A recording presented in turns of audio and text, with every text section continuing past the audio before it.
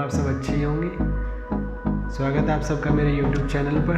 जैसे कि आप देख पा रहे हैं, आज का हमारा टॉपिक है cultural and educational rights, fundamental rights video 5। So let's start the topic.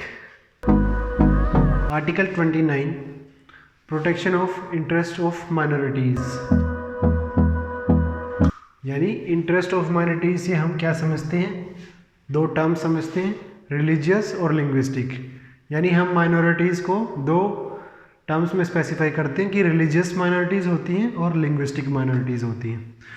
अब रिलीजियस माइनॉरिटीज़ जैसे कि रिलीजियस ओरिएंटेड, जैसे कि हिंदू, मुस्लिम, सिख धर्म से कोई कम्युनिटी बिलोंग करती है। लिंग्विस्टिक यानी कि लैंग्वेज ओरिएंटेड, कि कोई शेड्यूल्ड ट्राइब या कोई बंदा है वो स्पेसिफिक लैंग्वेज बोलता है, वो सिर्फ मान लो उन्हीं की कम्युनिटी में बोली जाती है और कहीं नहीं बोली जाती पूरे देश में, तो वो लिंग्विस्टिक हो गया।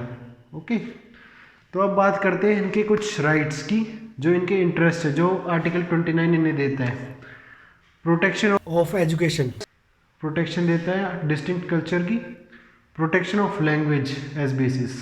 अब एजुकेशनल इंटरेस्ट से हम बात करते हैं, कोई भी मतलब स्टेट का इंस्टीट्यूशन होगा, किसी भी बच्चे को एजुकेशनल माइनॉरिटी कम्युनिटी का जो होगा उसको एजुकेशनल इंस्टीट्यूशन में एडमिशन देने से मना नहीं कर सकता, डिनाई नहीं कर सकता, जो कि स्टेट्स के द्वारा फंडेड है और रिकॉग्नाइज्ड बाय स्टेट इंस्टीट्यूशन है।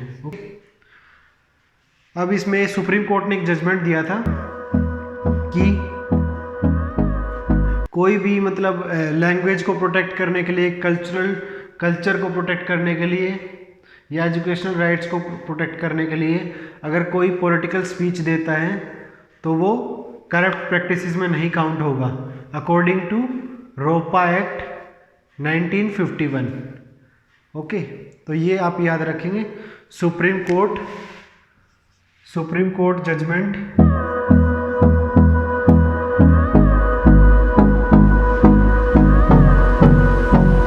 रोपा 1951। इसमें क्या कहा गया था कि कोई भी लैंग्वेज डिस्टिंक्ट कल्चर के बारे में अगर इनको प्रोटेक्ट करने की बात करता है, Hold me close till I get up. Time is barely on our side. Language I don't wanna waste what's left. The storms we chase. To protect culture और लैंग्वेज की अगर कोई पॉलिटिकल स्पीच देता है ड्यूरिंग पॉलिटिकल स्पीचेस, तो वो corrupt practices में count नहीं होगा, अकॉर्डिंग टू रोपा एक्ट 1951। रोपा यानी रिप्रेजेंटेशंस ऑफ पीपल्स एक्ट 1951। अब बात करते हैं नेक्स्ट आर्टिकल की, article 30, right of minorities to establish and administer educational institution. Article 30 यानी कि जो हमारी माइनॉरिटीज़ हैं देश की, उनको ये राइट देता है कि कोई भी एजुकेशनल इंस्टीट्यूशन एस्टेब्लिश कर सकती हैं और उसको एडमिनिस्ट्रेट भी कर सकती हैं, यानी कि कोई एजुकेशन इंस्टीट्यूशन या स्कूल कॉलेज स्थापित भी कर सकती हैं और उसको मैनेज भी कर सकती हैं। तो ये हमारा आर्टिकल 30 बताता है। इसमें हम बात करेंगे EI, यानी कोई एजुकेशनल इंस्टीट्यूशन एस्टेब्लिश कर सकती हैं। कंपनसेशन, ये स्टेट इनको, ये आर्टिकल इनको राइट देता है कि कोई भी एजुकेशन इंस्टीट्यूशन एस्टेब्लिश कर सकती हैं। अच्छा, जो इन्होंने मतलब मॉनेटरी वैल्यू स्पेंड करी है किसी प्रॉपर्टी को एक्वायर करने के लिए, एजुकेशनल इंस्टीट्यूशन बनाने के लिए, तो उसका फुल कंपनसेशन जो गवर्नमेंट द्वारा सेट है कुछ क्राइटेरिया, उसके तहत स्टेट कंपनसेशन करेगा, उसमें कोई डिस्क्रिमिनेशन नहीं होगा, या किसी लॉ के तहत उसको डिस्क्वालीफाई भी नहीं कर सकते वो कि हम कंपनसेट नहीं करेंगे, स्टेट डिनाई नहीं कर सकता कंपनसेशन से, तो फुल प्रॉपर कंपनसेशन इनको मिलेगा उस इंस्टीट्यूशन के रिगार्डिंग। अच्छा, दूसरा बात करते हैं granting aid. GA means granting aid, ये यहाँ granting aid GA means that कोई भी इंस्टीट्यूशन जो ये स्थापित कर रहे हैं उसको फंड्स भी मिलेंगे चलाने के लिए। अब बात करते हैं कुछ टाइप्स की, कि कितने टाइप्स के इंस्टीट्यूशन ये जो एस्टेब्लिश करते हैं उसमें कितने टाइप्स के इंस्टीट्यूशन होते हैं। तो बेसिकली 3 टाइप के इंस्टीट्यूशन होते हैं। अब बात करते हैं institution recognized by state and getting aid. कोई इंस्टीट्यूशन जो स्टेट के द्वारा मान्यता प्राप्त है और वो फंड्स भी मिल रहे हैं उसको चलाने के लिए स्टेट के द्वारा ही, एक ये टाइप हो गया। दूसरा टाइप है institution recognized by state but not getting funds. Third case में neither the institution is recognized by state nor it's getting funds from state। ना तो वो इंस्टीट्यूशन रिकॉग्नाइज्ड है और ना ही उसको स्टेट्स के द्वारा फंड्स प्रोवाइड हो रहे हैं। ये इसका थर्ड केस था। अब बात करते हैं थोड़ा सा एक्सेप्शन जो है इनमें। फर्स्ट और सेकंड जो, ये फर्स्ट और सेकंड जो केस है इसमें इनके पास, क्योंकि ये रिकॉग्नाइज बाय स्टेट और फर्स्ट में तो फंड्स भी स्टेट ही अथोराइज कर रहा है उसको चलाने के लिए, तो इसमें गवर्नमेंट इनको क्या दे सकती है, गवर्नमेंट इनको मैंडेटरीली बोल सकती है कि भाई आप हमारे तरीके से स्कूल चलाएंगे, जैसे कि हम सिलेबस प्रिस्क्राइब करेंगे, स्टाफ प्रिस्क्राइब करेंगे, इस टाइप से आप स्कूल चलाएंगे। ओके, फर्स्ट दो केसेस में इनको स्टेट थोड़ा सा बाउंड कर लेती है माइनॉरिटी इंस्टीट्यूशन, एजुकेशनल इंस्टीट्यूशंस को। लेकिन थर्ड केस है जिसमें कि ना तो स्टेट्स के द्वारा रिकॉग्नाइज्ड है वो इंस्टीट्यूशन, ना तो उसको फंड्स मिल रहे हैं स्टेट से। इन दैट केस क्या होगा, जो ये गवर्नमेंट यहाँ थोड़ा सा इनको बाउंड कर रही थी स्पेसिफिक गाइडलाइंस के थ्रू कि भाई आपको स्पेसिफिक स्टाफ रखना है, इतने बच्चे होने चाहिए और ये सिलेबस होगा, ऐसे ऐसे टेस्ट होंगे बच्चों के, एग्जामिनेशन ऐसे होगा।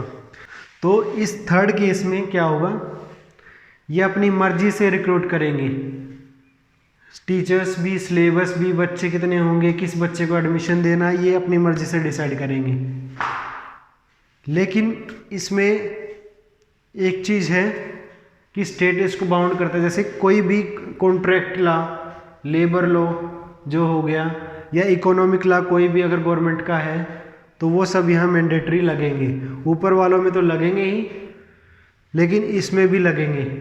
आर्टिकल 30 इसमें एक एक्सेप्शन है, ये है कि ये जो माइनॉरिटी कम्युनिटी है इनको education in mother tongue,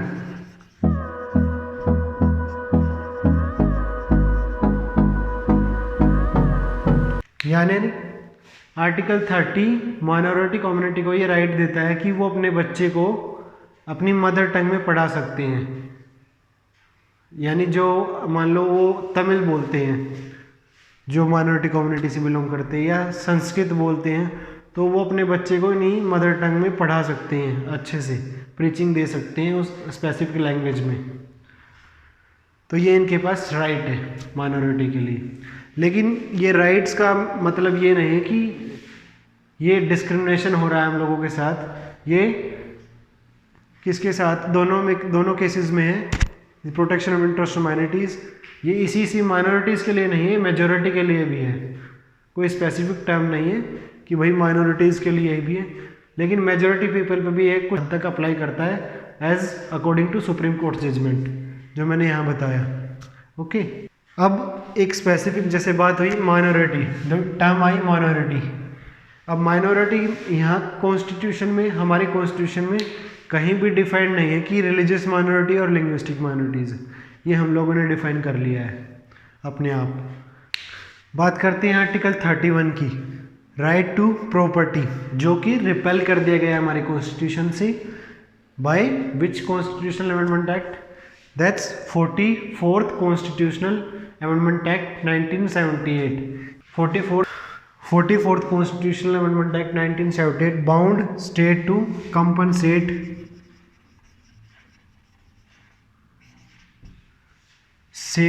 compensate what for educational institution establishment, the state will compensate according to 44th constitutional amendment act 1978। Hope आप सबको मेरा ये कंटेंट अच्छा लगा होगा। अगर आपको कंटेंट अच्छा लगा है तो आप मेरे चैनल को सब्सक्राइब कर सकते हैं और वीडियो को लाइक शेयर कर सकते हैं। अगर आप किसी को आप में से किसी को भी डाउट्स हैं कोई भी, तो आप कमेंट सेक्शन में पूछ सकते हैं। आज के लिए मेरा टॉपिक इतना ही था दोस्तों। आज हमने कवर किया cultural and educational rights, video 5 fundamental rights. तो धन्यवाद दोस्तों, आज के लिए मिलते हैं नेक्स्ट वीडियो में।